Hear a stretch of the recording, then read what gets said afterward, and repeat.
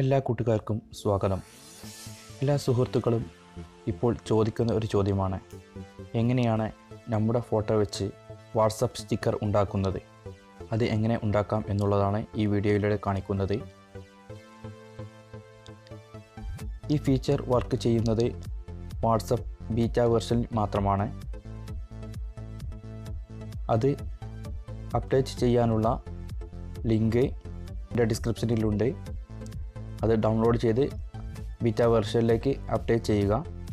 എന്നാൽ മാത്രമേ ഈ ഓപ്ഷൻ അതിൽ വർക്ക് ചെയ്യുകയുള്ളൂ.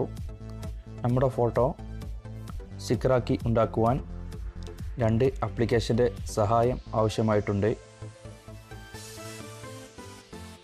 ഒന്നാമത്തെ ആപ്ലിക്കേഷൻ്റെ പേരാണ് ബാക്ക്ഗ്രൗണ്ട് ഇറേസർ. ഈ ആപ്ലിക്കേഷൻ ഡൗൺലോഡ് ചെയ്യാൻ വേണ്ട ലിങ്ക് ഡിസ്ക്രിപ്ഷനിലുണ്ട്.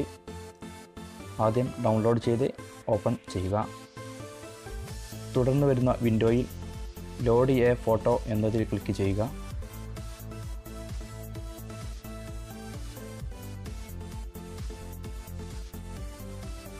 അതിൽ നമുക്ക് ആവശ്യമുള്ള ഫോട്ടോ ക്ലിക്ക് ചെയ്യുക.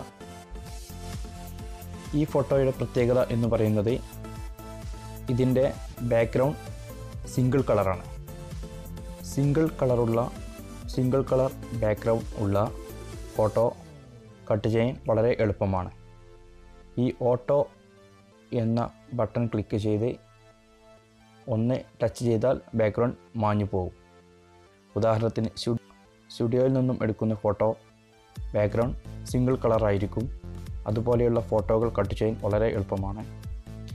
അതുപോലെയുള്ള ഫോട്ടോ കട്ട് ചെയ്യാൻ ഓട്ടോ മോഡിൽ ക്ലിക്ക് ചെയ്ത് ഒറ്റ ക്ലിക്ക് ചെയ്യുമ്പോൾ ബാക്ക്ഗ്രൗണ്ട് മാഞ്ഞു പോകും. ഇത് ചെയ്തതിന് ശേഷം ഡൺ അടിക്കുക. ശേഷം സേവ് അടിക്കുക. ദെൻ ഫിനിഷ് അടിക്കുക. എന്നാൽ ഇതുപോലെയുള്ള ബാക്ക്ഗ്രൗണ്ട് വ്യത്യസ്ത കളറിലുള്ള ഫോട്ടോ ആണെങ്കിൽ വ്യത്യസ്ത രീതിയിലാണ് ചെയ്യുന്നത്.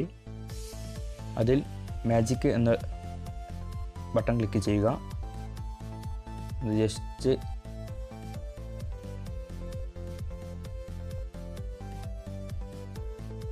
അരികിലൂടെ കൊണ്ടുപോയാൽ ശേഷം മാഞ്ഞു പോകുന്നത് കാണാം. സാമ്പിൾ കാണിക്കാൻ വേണ്ടി മാത്രം വേഗത്തിൽ ചെയ്യുന്നതാണ്. സമയം എടുത്ത് ചെയ്താൽ ഇത്രയും പെർഫെക്ഷൻ ലഭിക്കുന്നതാണ്.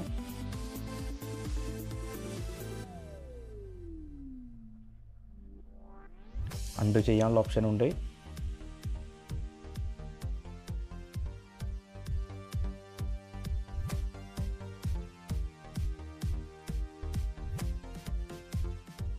ഓക്കെ, തൽക്കാലം നിങ്ങൾക്ക് കാണിക്കുവാൻ വേണ്ടി മാത്രം ചെയ്തതാണ്.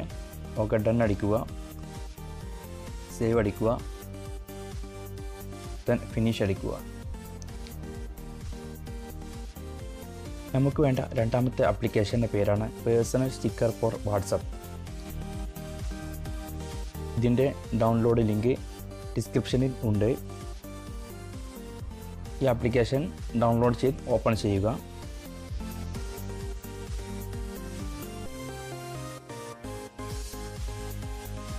നമ്മൾ ഉണ്ടാക്കിയ സ്റ്റിക്കറുകൾ എല്ലാം തന്നെ ഇതിൽ വന്നിട്ടുണ്ടാവും. ഏത് ഫോൾഡറിൽ ആണോ ഉള്ളത് അത് ആഡ് എന്നടിച്ചാൽ അത് ഓട്ടോമാറ്റിക്കായി വാട്സപ്പിലേക്ക് വരുന്നതാണ്. ഇനി എങ്ങനെ വർക്ക് ചെയ്യുന്നു എന്ന് നമുക്ക് കാണാം.